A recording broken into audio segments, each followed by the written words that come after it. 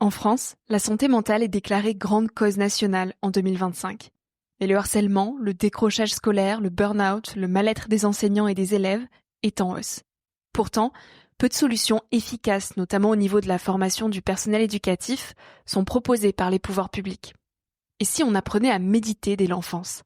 C'est le pari de l'association Méditation laïque pour l'éducation, l'AMLE, qui agit depuis 9 ans pour introduire la méditation laïque dans les écoles. En formant les enseignants et le personnel socio-éducatif à une méthode, PIS, ils transmettent la présence attentive à des milliers d'élèves qui sont plus aptes à gérer le stress et à développer des compétences psychosociales.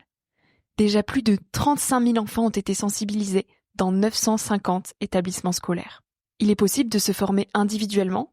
Leur prochaine formation aura lieu à Paris le 12 avril, mais aussi de former toute l'équipe pédagogique en intra. Des bourses sont financées par Nouveau Monde, sponsor officiel de la 5e saison de Nouvel Œil. Toutes les informations sont en description. Tout de suite, place à un nouvel épisode.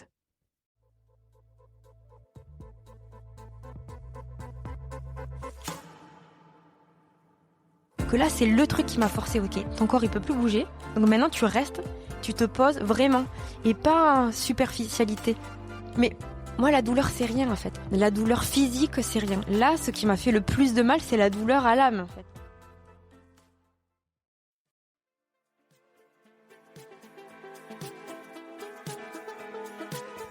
Hello, moi c'est Victoria, une éternelle optimiste qui tente de placer l'émerveillement au cœur de l'écologie. Chaque semaine, je tends mon micro jaune à une personne qui m'inspire pour poser mes questions sur ce qui fait nos vies. À travers le parcours audacieux de mes invités, je questionne la confiance en soi, le sens d'une vie, l'amour, la liberté, l'écologie, bref, autant de sujets qui traduisent un monde qui bouge et qui rythme nos vies. Tout de suite, je t'invite à emprunter un nouvel œil pour regarder le monde et la vie sous un autre angle.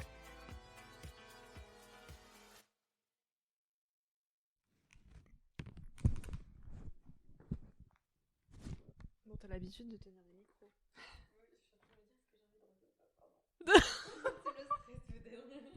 Non, t'es pas stressée. Toi, t'es stressée quand tu fais des interviews? Non, ouais, en fait, je crois que je dis toujours des conneries. Enfin, genre, j'ai un humour de pourri. Je me dis, tu vois, maintenant, tu peux plus faire tout le temps du second degré non plus. Tu vois, donc, du coup, il faut que je reste un peu calme. Voilà, je suis sérieuse. Non, mais Ça y est, je suis sérieuse. les gens, ils aiment l'authentique aussi. Ouais, bon. Non, mais je couperai si vraiment tu fais trop de blagues. Tu me diras, celle-là, franchement, elle passe pas du tout.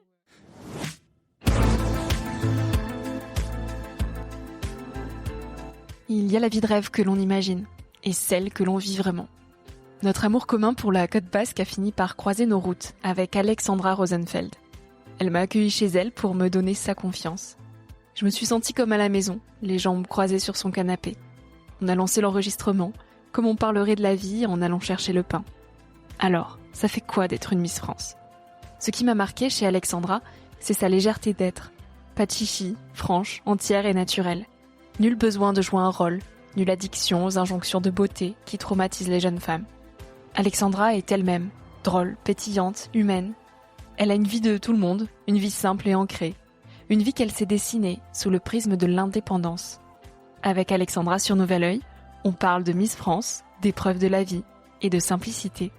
J'espère que cette écoute te donnera l'élan de l'indépendance. Bah écoute, on peut y aller si tu veux. Oui. T'es prête ? Oui. Comment tu te sens ? Comment tu vas ? Je me sens très très bien. Je suis ravie de faire ce podcast avec toi. Moi aussi, trop contente. J'en fais pas beaucoup, mais j'aime quand ce sont des moments humains et où je suis pas stressée, où j'ai vraiment envie de me livrer et donc je suis très contente. Et qu'est-ce qui a fait que tu as dit oui, du coup, au milieu de tes nombreuses sollicitations ?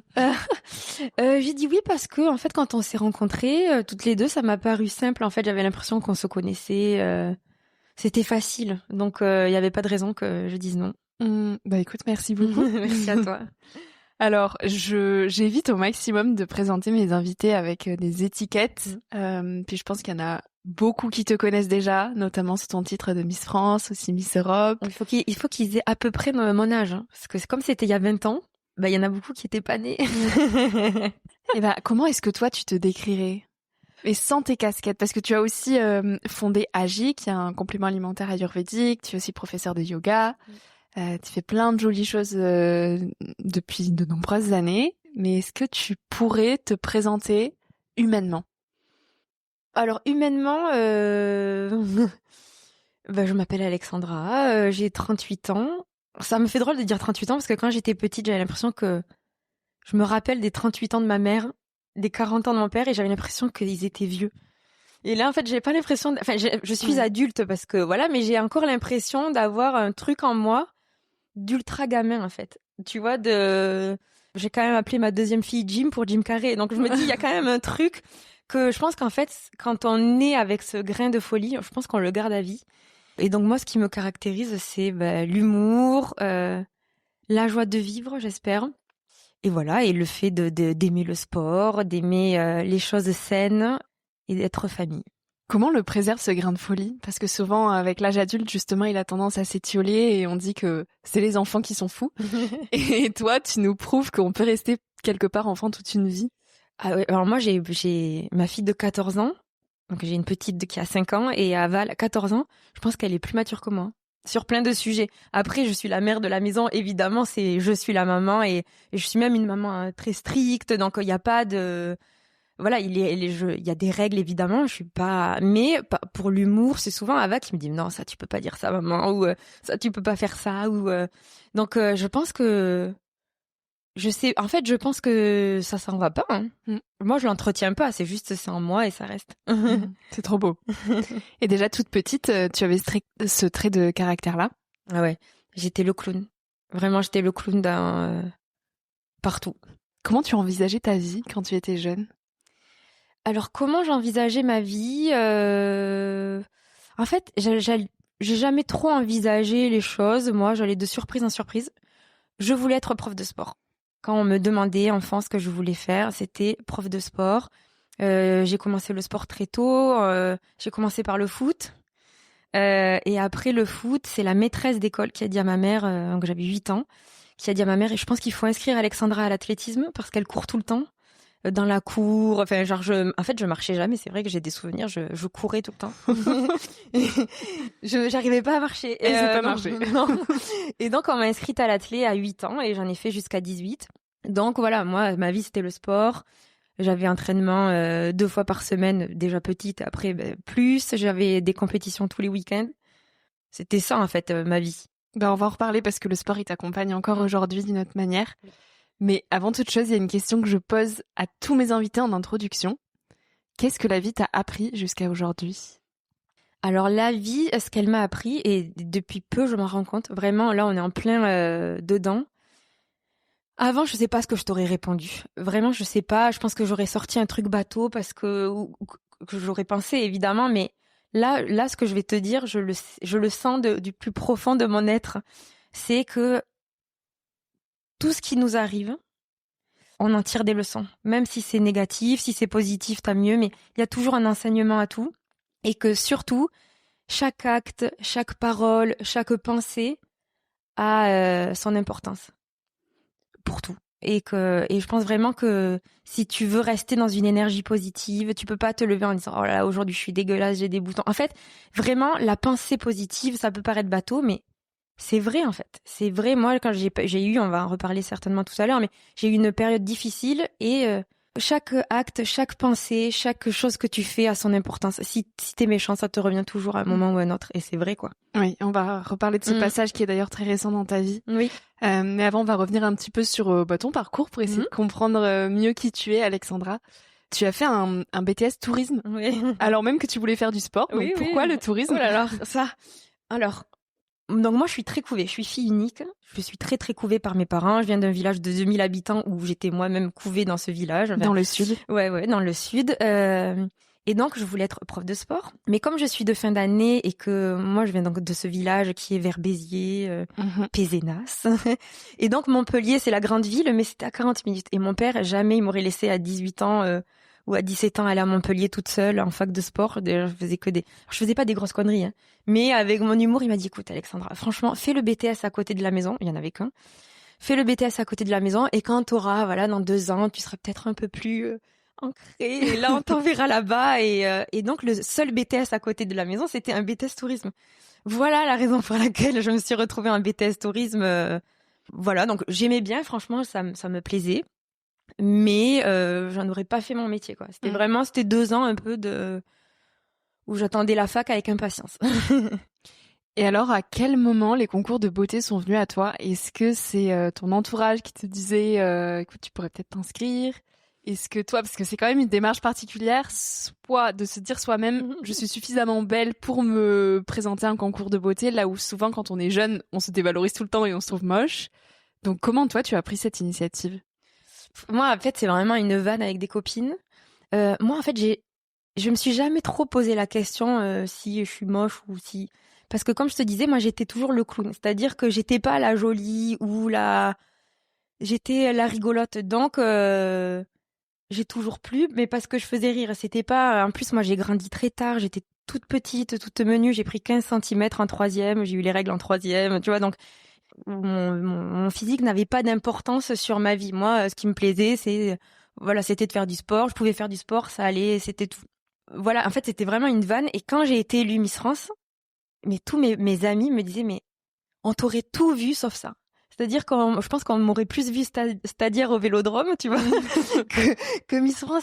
Tellement moi j'étais tout le temps en survêt, j'étais pas du tout une personne. Alors, j'aimais bien me faire jolie, tu vois, genre j'aimais bien me préparer, mais par exemple j'avais le droit de sortir une fois par mois dans une boîte où tous les videurs étaient les potes de mon père.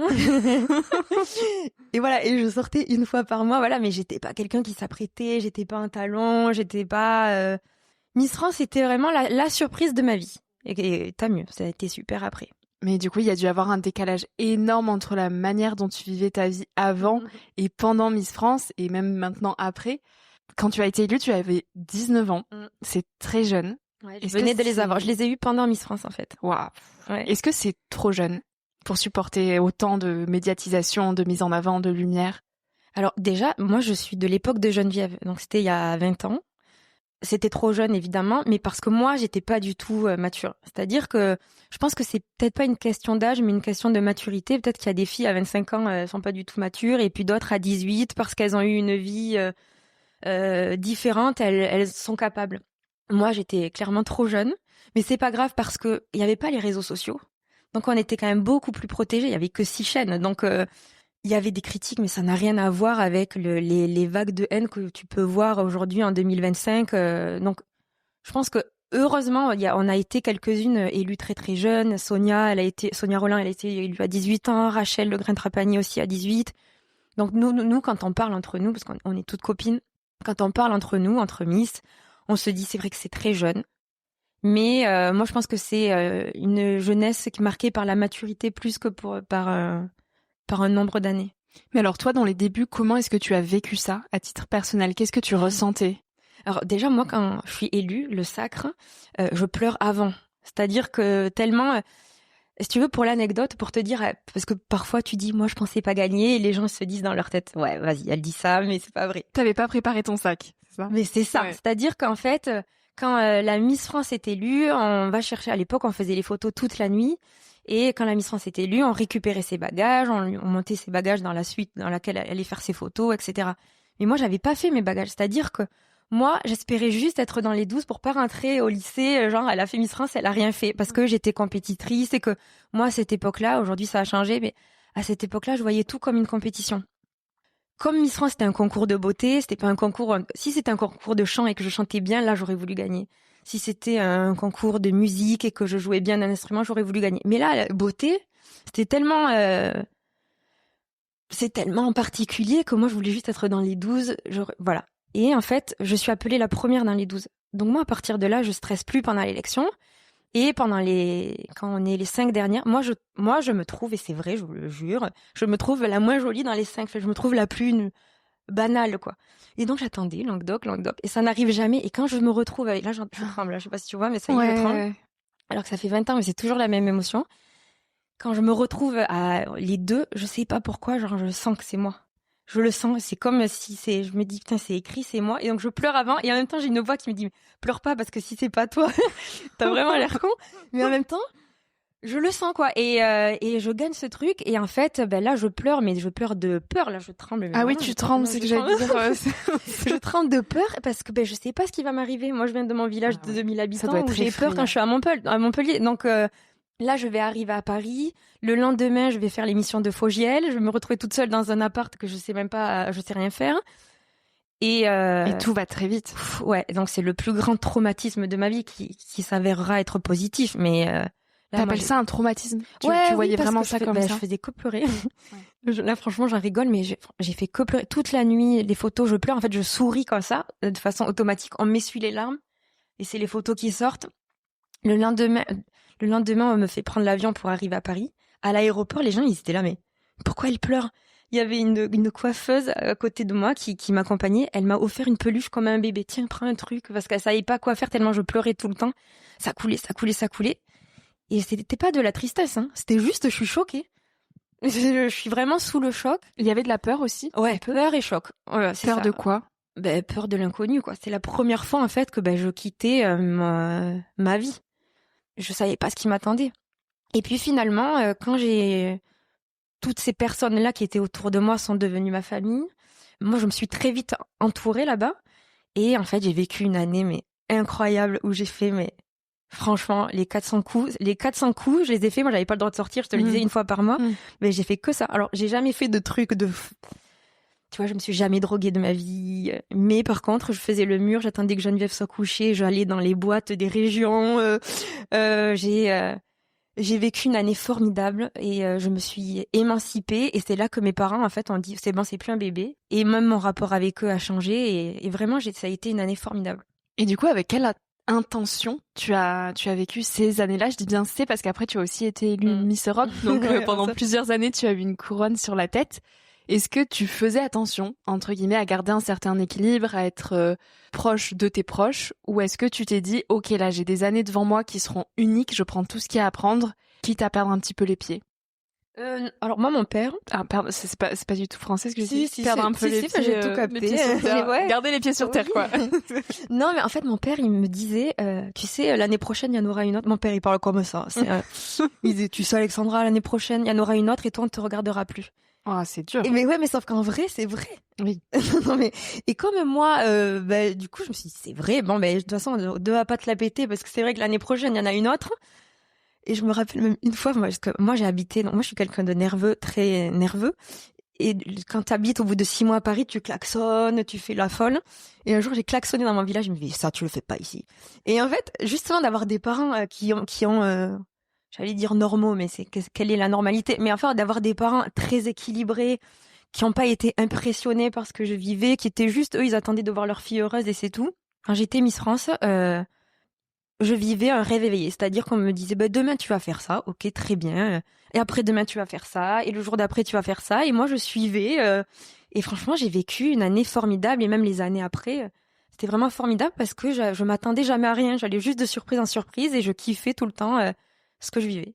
Mais c'est drôle parce que on a l'impression que tu as vécu ces années-là avec beaucoup de légèreté sans te prendre la tête, là où juste avant, tu nous disais que tu avais cet esprit quand même aussi un peu anxieux et compétiteur à vouloir bien faire. Oui. Et là, tu ne te mettais pas la pression étrangement. Non, je me mettais pas la pression parce que c'était Miss France en fait. Et que pour moi, oui, dans un concours de beauté, il n'y a pas de compète. Et puis de toute façon, c'était moi. J'avais gagné, j'avais mis le couteau sous la gorge de personne. C'était moi. Donc je me suis dit, franchement, t'as trop de chance. Profites-en. Et je profitais. Et en plus, moi, mon année de Miss France, on était toutes très copines. C'est-à-dire que mes Miss, les autres Miss qui étaient avec moi à Miss France, elles étaient contentes pour moi. Donc quand je retournais en région, je les voyais. Donc j'avais des amis partout en France, en fait. Donc non, ça a été vraiment une expérience très, très saine et très joviale et de beauté, mais plus dans le sens beauté physique, mais de la beauté humaine. Wow, c'est trop beau. Et tu as appris aussi beaucoup de choses humainement et personnellement au cours de ces années-là, et notamment une capacité d'adaptation, parce que tu as autant dû être à l'aise dans un village, dans une fête de village avec des personnes que tu ne connaissais pas, qu'avec le président de la République. Et ça, en l'espace de quelques heures. Donc tu as appris à faire un peu le yo-yo pour ça. Est-ce que tu as eu le sentiment d'avoir à jouer un rôle parfois, justement, pour t'adapter à des personnes différentes? Non, mais ça, je sais toujours pas faire. Jouer un rôle, je sais pas faire. J'ai jamais su. En vrai, j'ai jamais essayé parce que je me dis que ça n'a pas tellement d'intérêt. Mais par contre, le plus grand cadeau de Miss France, c'est l'adaptation, parce que tu t'adaptes à tout. C'est vrai, c'est ce que tu dis. T'es à l'aise n'importe où. tout le temps. Quand je dis j'ai aussi mûri pendant cette année, c'est exactement ça dont je veux parler, c'est que une fois que t'as ça, tu peux faire toutes les... Moi, j'ai pas fait d'études parce que je suis élue à 19 ans avec un truc qui me plaisait pas forcément, donc j'ai pas fait d'études, mais je me dis, le bagage là que t'as eu, ça vaut toutes les grandes écoles du monde, en fait. C'est juste, tu sais t'adapter partout, c'est le ticket gagnant pour tout ce que tu vas entreprendre. Après, il suffit de bien t'en servir, mais ça, je partais vraiment avec, dans la vie, avec une chance inouïe. Et alors, quand tu as terminé ces années-là, qu'est-ce que tu ressentais? Un sentiment de vide, un sentiment de tout est possible ou un sentiment de je ne pourrai jamais rien vivre d'aussi fort que ça? Mais moi, en fait, quand ça s'est arrêté, c'est moi qui ai décidé que ça s'arrête.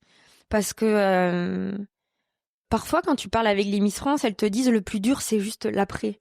Parce que tu vois, quand t'es Miss France, t'as l'appartement de la Miss, t'as l'équipe qui est avec la Miss, et puis quand la nouvelle, elle est élue, l'appartement, il est à la nouvelle, et l'équipe, elle est avec la nouvelle. Donc, l'après Miss France, ça peut être difficile pour certaines. Mais comme moi, j'ai eu Miss Europe, oui. En fait, j'avais toujours l'équipe avec moi. Et en fait, Miss Europe, ça s'est pas refait. C'est-à-dire que je suis la dernière Miss Europe. Donc, pendant 2-3 ans... T'es encore Miss Europe aujourd'hui, en fait. Donc, en fait, pendant 2-3 ans, en fait, je continuais à faire ces trucs de Miss grâce à Miss Europe. Et à un moment, je me suis dit, bon, franchement, c'était très cool, mais je vais aller vers un métier plus normal. Et donc, c'est moi qui ai décidé d'arrêter. Donc, finalement, je n'ai pas tellement souffert de l'après Miss France, quoi. Et c'était quoi pour toi un métier plus normal? Tu avais envie de quoi? Alors, toujours passionnée par le sport. Moi, j'étais de Béziers, je suis de Béziers, donc j'ai été vite proche du milieu du rugby. En plus, je me suis mariée à un ancien rugbyman, un rugbyman. Et donc, voilà, j'ai travaillé dans le milieu du rugby, j'ai travaillé dans le milieu de la boxe, j'ai travaillé pour la chaîne de la Ligue de football.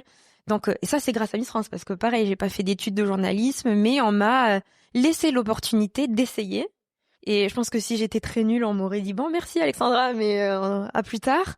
Et j'ai eu la chance, de rentrer et d'apprendre sur le tas et d'avoir fait donc du journalisme sportif et d'avoir évolué dans le milieu du sport, et c'est ce qui me plaisait.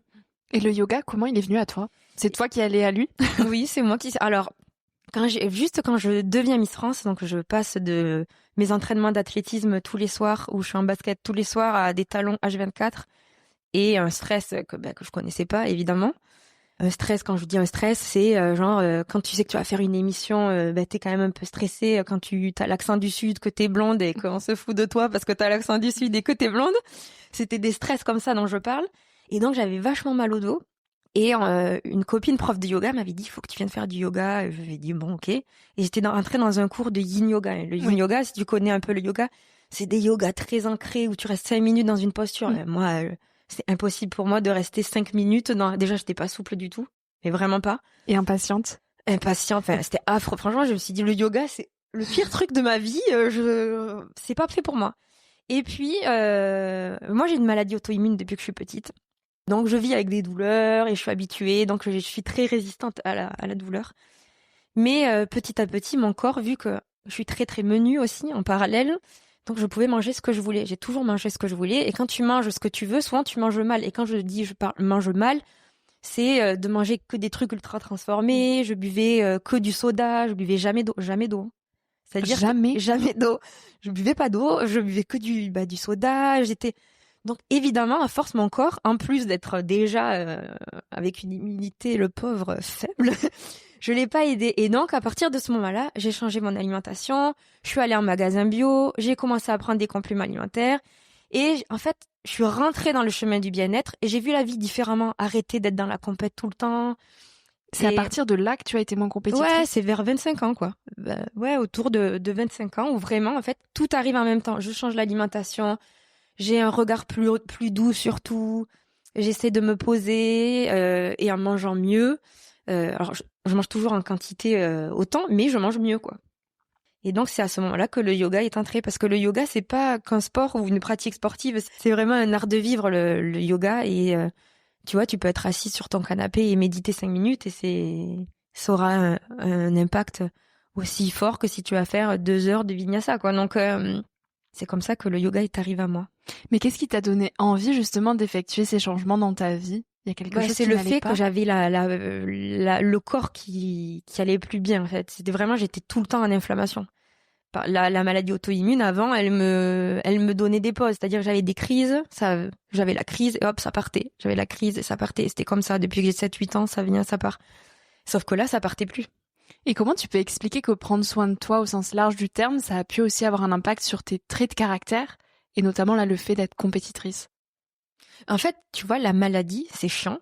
Quand t'es malade, c'est chiant. Mais je me dis, sans ça, jamais, peut-être, j'aurais toujours continué à être à pas faire attention à cette enveloppe, en fait. À continuer à mal manger, à mal boire, alors que pour moi, la clé la clé du bien-être, c'est l'alimentation. Après vient le mouvement, après vient d'éviter tout stress, etc. Mais pour moi, l'alimentation, c'est vraiment la clé et je me suis perdue, je me rappelle plus la question, mais tout ça pour dire que, oui, en fait, c'est que mon corps a dit stop. Moi, je le voyais, en plus, je commençais à avoir des boutons là que je n'avais jamais eu. En fait, c'est vraiment le corps qui pouvait plus. À un moment donné, il dit non. Oui, il a dit non. Et ça a changé. Et c'est pour ça qu'après, quand j'ai cette thrombose-là, dans l'été 2024, je me dis, ça fait 10 ans, en fait. Ça fait plus de 10 ans que je mange bien, que je fais du sport, que je mets tout en place, en fait, pour calmer ce truc. Et là, j'ai eu la crise la plus forte. Et vraiment, je me suis dit, putain, c'est injuste, c'est dur, c'est injuste. En fait, je voyais rien de positif à ça. Je me suis juste dit, qu'est-ce que j'ai fait pour mériter ça? Donc ça, c'était tout récent, c'était en 2024. C'est pour ça que je te dis que l'enseignement de la vie, c'est récent parce que j'en sors à peine. Et je me suis dit, pourquoi moi? Alors que j'essaie de faire de mon mieux surtout, que je buve jamais, enfin quasi pas d'alcool. Mais je me suis dit vraiment, c'est injuste. J'étais avec mes béquilles, je savais pas quand je pouvais remarcher. Je savais juste que je pouvais pas faire de yoga, refaire de yoga alors que c'était mon travail. Franchement, c'était trop dur, il y a tout qui s'écroulait. Et là, je me suis dit, bon, mais soit tu restes, en fait, à te morfondre et limite, fous-toi en l'air parce que ça va pas être une vie pour tes filles et ton entourage parce que, en plus, j'étais vraiment exécrable. Soit, tu comprends que tu tires tes propres ficelles. Et en fait, il y a un enseignement à tirer là-dedans. Et là, je me dis, mais merci, en fait. Parce que sans ça, tu sais, quand le corps, il est tout le temps en train de bouger, et moi, tu vois, là, entre-temps, j'ai tremblé en parlant de Miss France, j'ai perdu le fil 2 ou 3 fois dans les questions. Je suis tellement une nature pas ancrée et tout le temps en train de virevolter partout, que là, c'est le truc qui m'a forcé, ok, ton corps, il peut plus bouger. Donc maintenant, tu restes, tu te poses vraiment, et pas en superficialité. Moi, j'avais l'impression que j'étais déjà rentrée dans ma spiritualité. En fait, là, non, là, je capte vraiment. Quand tu sais, ça paraît con à dire, mais tu renais que quand t'as souffert. Vraiment. Et là, j'ai pas eu un cancer, j'ai pas eu un truc où tu te dis t'es entre la vie et la mort, mais pour moi, ça a été le moment le pire de ma vie parce que je me suis dit, t'as plus de travail, tu peux plus faire de yoga. Agis, c'est des compléments alimentaires, je parle de bien-être, je peux plus parler de bien-être parce que comme on a dit tout à l'heure, moi je sais pas faire semblant, je vais pas parler de bien-être alors que je suis au fond du sac. Qu'est-ce que je vais faire? Je peux plus marcher. Moi, sans le sport, je fais du sport depuis que je marche. Sans sport, je vais pas m'en sortir. Donc vraiment, je me suis retrouvée à un point où je me suis dit, tout s'écroule, je sais pas comment m'en sortir. Et voilà, je suis rentrée dans un autre truc en moi et c'est le chemin le plus grand de ma vie en fait. Et ça a duré combien de temps? Franchement, j'en sors à peine. C'est fou parce que tu vois, comme quoi il y a un décalage énorme entre ce qu'on voit sur les réseaux sociaux et la vraie vie, parce que quand on regarde par exemple ton compte Instagram, on se dit Alexandra, elle a la vie de rêve que tout le monde envie. Mais j'ai une vie de rêve en vrai. J'ai une vie de rêve, j'ai toujours eu une vie de rêve parce que comme en fait, si tu veux, la maladie auto-immune, elle est vraiment, depuis cet été, elle est vraiment forte. C'est-à-dire que j'ai mal tout le temps. Depuis cet été, j'ai mal tout le temps. C'est quoi comme douleur exactement? Moi, j'ai des aftes. Mais quand je dis j'ai des aftes, j'en ai 60 dans la bouche. Si t'as déjà eu un afte sur la langue, tu sais que c'est chiant. Mais quand t'en as 60 toute la journée, ça fait mal, tu vois. Et puis t'as mal aux articulations. Sauf que moi, je dis rien, je fais mon truc. Mais moi, la douleur, c'est rien, en fait. La douleur physique, c'est rien. Là, ce qui m'a fait le plus de mal, c'est la douleur à l'âme, en fait. Parce que je me suis dit, en fait, j'avais perdu pied, c'est plus l'âme qui a eu mal que la douleur physique. Parce que moi, la douleur physique, je la connais, je m'en fous. Et en fait, c'est là où je me dis, pour une fois, je me suis écoutée. Parce que de dire la douleur physique, je m'en fous et je m'écoute pas, et je suis restée avec la thrombose pendant 3 semaines, un mois quand même. C'est-à-dire que je suis arrivée, tellement j'ai l'habitude d'avoir mal. Je pense que là, je me retrouve avec des contentions encore pendant 1 an, des bas de contention, et je vais avoir des anticoagulants à vie. Parce que je me suis dit, comme j'ai tout le temps mal quelque part, je me suis dit, oh, ça va aller. En fait, si je m'étais écoutée, peut-être que on l'aurait vu plus tôt. Bon, écoute, c'est comme ça. On ne Le va fait pas est que refaire le maintenant monde. j'ai mes anticoagulants à vie, que du coup, ça me calme aussi parce que du coup, tu peux prendre moins de coups. Moi, quand il y a les fêtes de Bayonne ou des férias, je fais la vague sur le sol. Normalement, tu vois, je fais toujours des trucs. Là, je me dis bon, mais maintenant, ça te force à te calmer, ça te force à être, voilà, plus calme, plus douce, vraiment, et à comprendre les choses. Moi, Qu'est-ce que je tu as préfère compris? l'Alexandra d'aujourd'hui. J'ai compris que c'est très personnel, hein, mais j'ai compris que j'ai compris en fait que la pensée, elle devait être. Moi, j'ai un humour tellement de second degré que si tu m'avais dit, toi, tu vas te baigner au Port-Vieux, je le sais. Si tu m'avais dit, Alexandra, tu viens te baigner avec moi, je t'aurais dit, c'est bon, je vais me taper une infection urinaire. En fait, je mettais toujours de l'humour noir un peu dans tout. Ouais. Et sauf qu'en fait, j'allais vraiment me la taper l'infection urinaire parce que j'étais toujours en train de, je sais pas, à l'école, il y a des poux, oh là là, elle les a pas encore. En fait, en disant elle les a pas encore, c'est couillon, mais tu te fous dans une énergie, elle va les choper. Alors que si t'es tout le temps positif, franchement, je te dis pas que rien va t'arriver, mais en tout cas, beaucoup moins de choses vont t'arriver. Et ça, c'est énorme. Et franchement, maintenant, ça arrive très très peu, mais de faire des trucs, de dire des choses négatives. Mais si parfois ça m'arrive d'avoir une négation sur moi ou sur mon entourage, juste après, je dis une affirmation. Et en fait, c'est drôle. Vraiment, là, ce matin, tu vois, là, j'ai mes cheveux, ça va pas. Je me suis dit, oh là là, cette coupe de... Et j'ai dit, mais par contre, j'ai un beau sourire. Mais par contre, j'ai ci. Mais par contre, j'ai ça. Et en fait, c'est drôle et ça devient un jeu, même avec mes filles. Et ça te change, en fait, ton aura. Ça te change l'énergie, en fait. Et alors là, avec ta maladie, c'est quand tu as commencé à te dire, donc j'ai cette maladie, mais j'ai d'autres choses, que tu as commencé à aller mieux? Oui, c'est-à-dire que le fait d'être arrêtée, j'ai compris en fait que j'avais besoin de ça. J'avais besoin d'être arrêtée. Là, j'ai écrit un oracle, j'ai terminé ma relecture hier, il va sortir très vite, merci. Jamais j'aurais pris le temps de faire ça. J'aurais dit, ouais, je vais le faire, mais je l'aurais fait entre, je sais pas, de façon très rapide. Et là, vraiment, chaque carte que j'ai écrite, je l'ai écrite pour moi. En fait, chaque mot m'a aidé à moi et je sais que ça va en aider d'autres parce que j'ai écrit les mots que j'aurais aimé lire, j'ai écrit les mots que j'aurais aimé tirer dans un jeu, un oracle sur la vie, et vraiment et puis même je suis vraiment beaucoup plus spirituelle, tu vois, j'ai trouvé une foi que j'avais pas.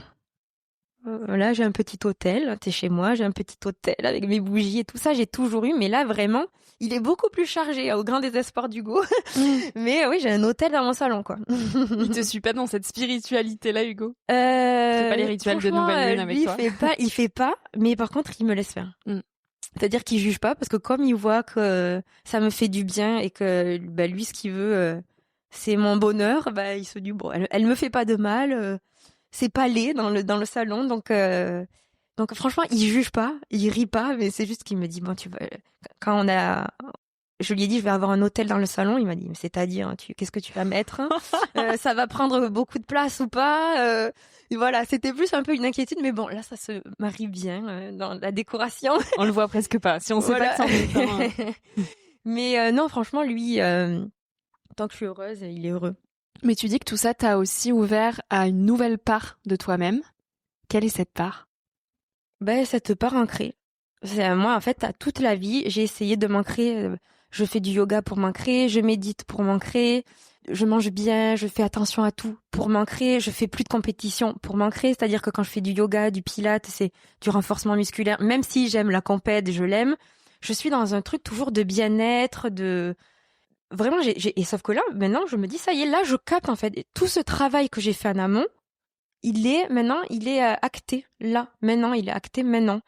Parce que j'ai eu une coupure forcée, et là, je me rends compte que, je suis tous les jours de plus en plus ancrée, et que j'apprends tous les jours, et que, en fait, on est des élèves de la vie, et j'adore, en fait, apprendre, et même, voilà, quand, tu vois, il y a même quand je parle avec mes parents, quand tu parles avec les gens et qu'ils ont une difficulté, moi maintenant je dis vraiment tu vas tirer une leçon de ça, et je le pense vraiment, je le dis pas parce qu'il faut le dire, je le sais, je le crois.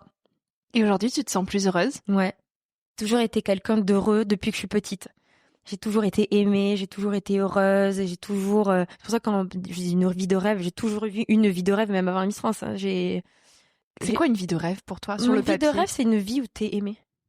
C'est une vie où t'es entouré de gens qui te font sentir à ta place, qui te disent que t'es quelqu'un de bien. Je parle pas d'argent ou quoi.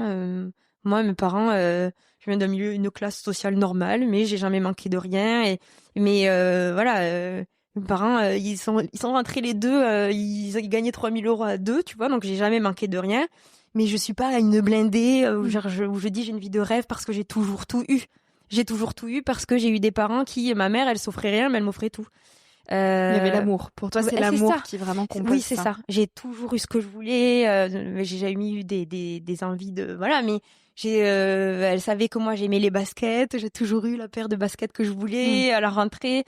J'ai toujours été aimée. J'ai grandi avec mes grands-parents. C'est ça, pour moi, une vie de rêve. Et là, ce qui te rend heureuse, c'est l'amour de tes proches. C'est l'amour de mes proches, c'est mon amour propre, c'est le fait d'avoir toujours eu cette indépendance, d'avoir compris qu'en fait, quand t'es indépendant, t'es à l'endroit parce que t'as envie d'y être. Et que si tu veux partir, si à un moment donné, tu te sens plus bien à cet endroit, si t'es indépendant, t'as les moyens de partir. Et c'est ce que j'apprends à mes filles. C'est la première chose, c'est d'être indépendante. Comment ça s'apprend? Ben, moi, je l'ai vécu. J'ai divorcé quand Ava, elle avait 3 ans. Parce que je savais qu'elle manquerait de rien. Et quand je parle de manquerait de rien, c'est manquer d'amour. Elle manquerait pas d'amour, que je ferais toujours tout pour elle, et que elle a vu que moi je me débrouillais, que j'ai toujours travaillé, et voilà, et que l'indépendance c'est que tu gagnes ta vie pour être indépendante. Et après, si tu peux avoir des plaisirs en plus, t'as mieux pour toi.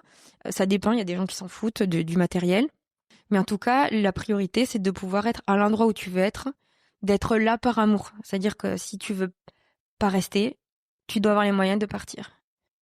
je me suis un peu perdue. Comme la base. Non, c'est très très clair. Mais écoute, on arrive aux questions de la fin de cet épisode.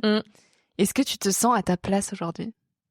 Franchement, je suis sur le bon chemin. Là, je sais que je suis sur le bon chemin et mon plaisir, c'est de savoir que je suis qu'au début.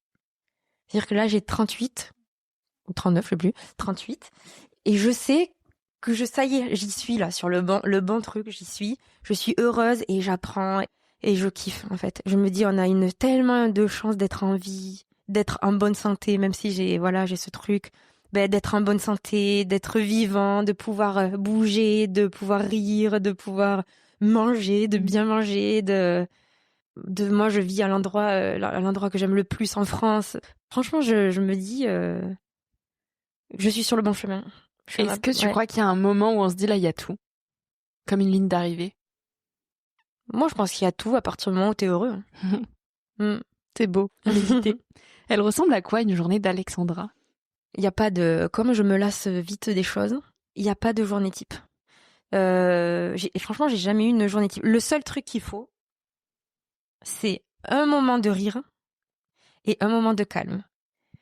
Maintenant, je le sais, genre, voilà, tu vois, depuis que j'ai 25 ans, j'essaie, voilà, de rentrer. Au début, c'était un peu sinueux, voilà. Mais j'ai besoin d'un moment de calme dans la journée. J'ai besoin c'est pas forcément de la méditation, hein, mais c'est un moment où je suis avec moi-même, où je me recharge seule, en fait. Pour être bien avec les autres, donc voilà, il faut un moment de rire, un moment de calme, et après, il faut que ça change. T'arrives à te faire rire toute seule? Oui. mais moi, je suis ma meilleure amie. Je ris toute seule. Hier, non, mais je peux même pas dire ça, c'est le truc que je peux pas dire. Ah mince, tu me le diras après. Non, mais je peux dire, mais c'est juste que ça dépend si tes auditeurs sont très sérieux, ils vont se dire, oh là là là. Bon, au pire du pire, je couperai. Non, mais j'ai regardé 20 fois une vidéo d'un gars qui a de l'aérophagie. Non, mais c'est pas drôle. Enfin, si, moi, ça m'a fait. C'est quoi l'aérophagie? De l'aérophagie. Le gars, en fait, il pète et rote tout le temps. Ouais. Non, mais je comprends que ça peut être drôle. Mais franchement, je me dis, mais le pauvre, et moi qui me plains parce que j'ai des aphes et une thrombose. Le mec, il pète et rote tout le temps. C'est-à-dire qu'il vit comme ça. Donc, il trouve pas de compagne. Il travaille les gens dans le boulot. Mais il rit pas parce que c'est tellement normal. Et ben, moi, ça, j'ai regardé ça 20 fois en rigolant, quoi. Mais c'était pas méchant, c'est juste ça m'a fait rire. Donc je me dis, franchement, Alexandra. Et ça s'appelle l'aérophagie. Je connaissais même pas cette maladie. Ah ouais? Non. Ben ouais, c'est ça. Et je l'ai envoyé à mes copines de mes amies d'enfance, parce que, en fait, quand je vois mes amies d'enfance, parce que mon groupe de copines, on se connaît depuis la maternelle. Et je pense que même quand on aura 50 ans, dès qu'on se revoit, on a toujours 5 ans. mentale. C'est magnifique. Donc, c'est-à-dire que si je suis dans mon village avec mes copines, je suis capable de sonner à une porte et de tracer. Donc, bon, maintenant je cours moins vite, mais ça, donc oui, moi je ris seule. Il n'y a pas de problème. Qu'est-ce que le mot émerveillement t'inspire? Le mot émerveillement, pour moi, c'est une émotion de pureté. Waouh. C'est t'es émerveillé quand tu te lèves et que tu te dis je suis content d'être debout. C'est ça en fait. Et ça peut être avec n'importe qui, n'importe où, de n'importe quel milieu social, de malade ou pas malade. C'est-à-dire qu'à partir du moment où tu te réveilles et tu te dis oh, j'ai de la chance, c'est ça l'émerveillement. Magnifique. La liberté, c'est quoi pour toi, Alexandra? Primordial. Mais moi, je pars vraiment de loin sur la liberté, sur ce truc-là d'indépendance, de liberté. C'est-à-dire qu'au début de Netflix, je pouvais même pas regarder une série, j'avais l'impression de me marier. Je me disais, si je m'embarque dans une série avec 20 épisodes, je vais avoir envie de regarder la suite, je vais pas pouvoir m'arrêter. Et du coup, j'avais l'impression que c'était genre un peu un mariage, tu sais, une perte de liberté. Donc, quand je te dis, je pars vraiment de loin. Non, mais ça me parle tellement parce que je suis la même. Je ne peux pas regarder de séries. Ah bon, mais ça me rassure. Et j'ai l'impression d'être une ovni parce que tout le monde parle de séries et tout. Je dis, mais je suis incapable de me lancer dans une série. Maintenant, j'y arrive. Tu vois, maintenant, j'arrive où je me dis, ok, maintenant, tu regardes 2 épisodes et t'arrêtes. mais oui, voilà, je pars vraiment de là. Et pour moi, la liberté, c'est exactement un peu la même signification pour moi d'indépendance. C'est-à-dire que t'es libre à partir du moment où, dans ma tête, je sais que je peux potentiellement partir. C'est-à-dire que donc si je suis là, c'est parce que j'ai envie d'y être. J'y suis en pleine conscience. Et si là, demain, tu veux partir, tu peux. Je pars, ouais, c'est ça. Moi, j'ai toujours... Par contre, depuis...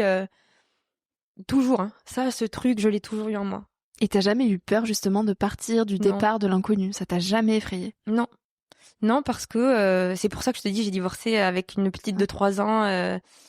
Non, parce que moi, le bagage qui soutient cette liberté, c'est l'amour. Et qu'à partir du moment où t'es aimé, ou que toi-même tu t'aimes, parce que je trouve que l'amour propre, il arrive en grandissant. C'est-à-dire que j'ai l'impression qu'on s'aime beaucoup plus. Plus on grandit, plus on s'aime. Plus t'entends des gens de dire « Ah mais moi je me préfère à 40 ans qu'à 18. Parce que je me connais, parce que je sais ce que je veux, je sais ce que je veux pas et je me préfère. Même physiquement et tout. » Donc, mais ça, moi c'est vrai que je l'ai toujours eu. C'est-à-dire que j'ai toujours eu un caractère suffisamment fort. Je pense même à 6 ans déjà, j'aurais pu dire « Ah ça me saoule, au revoir. » Donc ça heureusement voilà, parce que j'ai grandi dans un endroit très safe. C'est une grande force. Ouais, j'ai beaucoup de chance. Quel message tu aimerais partager à celles et ceux qui nous écoutent pour conclure cet épisode? Alors, ce que j'aimerais partager, c'est de dire que, en fait, on tire nos propres ficelles. Ça peut être perçu dur, hein, si quelqu'un qui est dans une phase vraiment compliquée, comme moi quand je me disais pourquoi j'ai ça alors que toutes mes copines elles boivent tous les week-ends, elles font la teuf et moi je suis au Perrier, enfin je suis à l'eau gazeuse, je sais pas si on peut dire des marques et je me dis pourquoi c'est moi, pourquoi c'est injuste alors que voilà j'ai une hygiène de vie irréprochable, pourquoi? Mais en fait j'ai réussi à trouver la lumière dans l'ombre et en fait vraiment, on tire les ficelles de notre propre vie. Même s'il y a des trucs durs, très très durs, et des trucs beaucoup plus durs que d'autres. Il y a des choses vraiment très très difficiles et aussi il y a évidemment des degrés, mais en tout cas moi, si c'est mon conseil à moi, avec ce que j'ai vécu, c'est qu'on tire des enseignements de tout. Magnifique. Écoute, on va conclure là-dessus. Merci beaucoup Alexandra pour tous tes partages. T'es génial. Merci. Les bougies sont trop bons. Elles sont bonnes, hein. C'est ma voisine.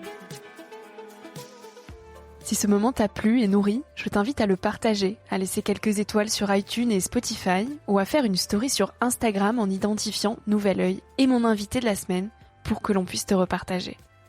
En attendant de se retrouver lundi prochain, tu peux suivre au quotidien mes aventures directement sur Instagram ou le site internet www.nouveloeil-podcast.com.